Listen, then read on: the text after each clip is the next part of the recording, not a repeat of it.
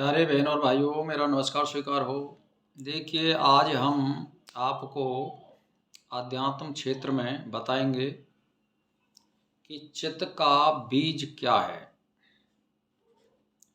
और प्राण और स्पंदन इन दोनों का कारण क्या है। तो ध्यान देकर के सुनिए कि वासना और प्राण स्पंदन इन दोनों का कारण विषय है, क्योंकि उसी के संबंध से दोनों स्फुरित होते हैं और हृदय में प्रिय अप्रिय शब्द आदि विषयों का चिंतन करके ही प्राण स्पंदन और वासना दोनों आविर्भूत होते हैं। इसीलिए विषय इन दोनों का कारण, दोनों का बीज कारण है। इसीलिए विषय चिंतन का परित्याग करके प्राण स्पंदन और वासना दोनों का तत्काल समूल नष्ट हो जाता है। यानी आप सोचिए, किसी विषय का हम चिंतन ना करें तो मेरा कहने का मतलब ये वासना और प्राण स्पंदन ये दोनों नष्ट हो जाते हैं। जैसे मान के चलिए, हम अपने मंत्र में वासना करें, परमात्मा के चिंतन में वासना करें, परमात्मा के स्वरूप में वासना करें, तो प्राण स्पंदन ये नहीं होता है, चित्तवृत्ति निरोध हो जाता है। और जब हम सांसारिक विषयों का ध्यान और चिंतन करते हैं तो ये जो है नष्ट नहीं होते और ये बढ़ जाते हैं। तो इसीलिए विषय को नष्ट करिए तो ये प्राण स्पंदन और वासना दोनों नष्ट हो जाते हैं। दूसरी बात, जैसे मान के चलिए कि जीवात्मा ही इस चित्त का बीज है। चित्त का बीज क्या है? जीवात्मा यानी भोक्ता। जीवात्मा से रहित कोई भी विषय नहीं है। यानी जो भी कोई विषय हम करेंगे, चिंतन करेंगे, उसमें सब में जीवात्मा व्याप्त है, क्योंकि जीवात्मा सब विषयों में व्यापक है।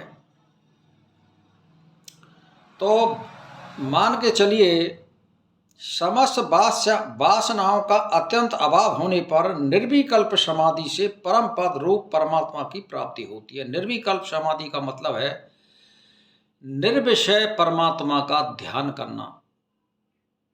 यानी मान के चलिए, मैं अपने शरीर का ध्यान कर रहा हूं तो ये भी एक विषय है, और अगर तुम किसी स्वरूप का भी ध्यान करोगे तो वो विषय में आता है। इसीलिए निर्विषय होने के लिए आपको तत् चित्त और चित्त वृत्ति निरोध हो जाएगा, जब आपको अपने शरीर की कोई शुद्ध बोध नहीं रहेगी।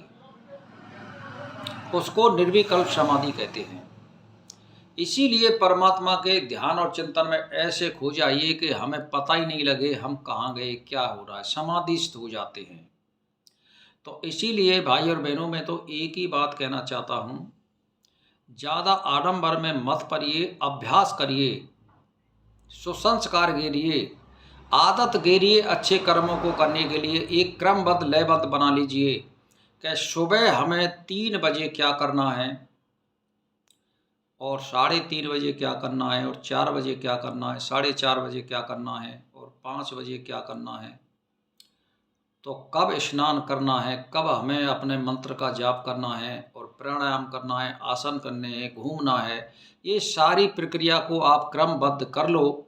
और फिर हमें अपने दिन में जो दैनिक कर्म होते हैं उसको करिए, और फिर शाम को अपने कर्म पर आ जाइए। जब इस तरह से आप अपने शरीर को, अपने मन को आप बांध लोगे तो फिर परमात्मा प्राप्ति में कोई बाधा नहीं रहेगी और सारे काम सुलभ हो जाएंगे। धन और दौलत तो भाग का खेल है, जो मिलेगा वो मिल जाएगा। अपने कर्म में, शुभ कर्म में अड़े रहिए। जैसे मान के चलिए, आप कोई दुकानदारी करते हैं तो उसमें भी आप भैंस समेते खोआ मत करिए। आटे में नमक जितना दुकानदारी में होता है उतना आप मुनाफा लीजिए, किसी को ज़्यादा मत काटिए। तो आपकी दुकान भी बढ़िया चलेगी, उन्नति भी होगी। और जहाँ किसी आदमी को हमें सहायता की ज़रूरत करने की ज़रूरत पड़ रही है किसी को और हम उसके लायक हैं तो हमें करना चाहिए। ये मनुष्य का फ़र्ज़ होता है। तो भाई और बहनों, इसी के साथ मेरा नमस्कार स्वीकार हो।